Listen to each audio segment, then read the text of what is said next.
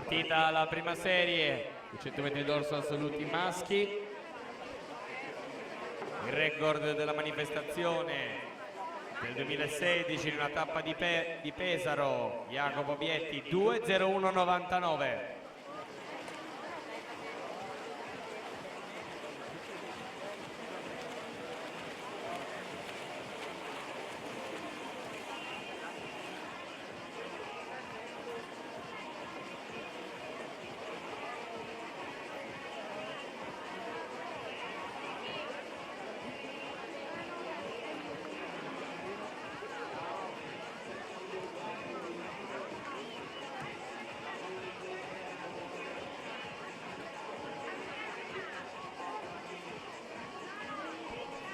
Passaggio di metà gara. In corsia 5 Federico Mestroni, 1:00:97 in seconda posizione a soli 13 centesimi. Mattia Morello, 1:01:45, terza posizione Giovanni Barison, 1:02:79. 53 centesimi separano questi tre atleti al passaggio di metà gara.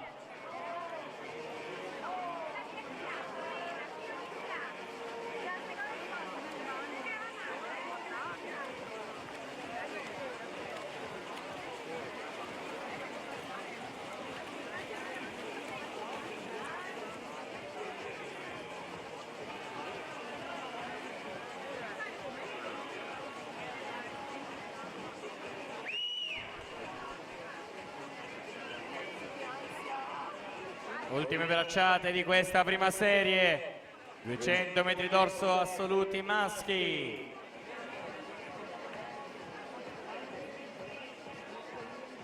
Si va ad aggiudicare questa prima serie in corsia 5, Federico Mestroni, 2:05:93.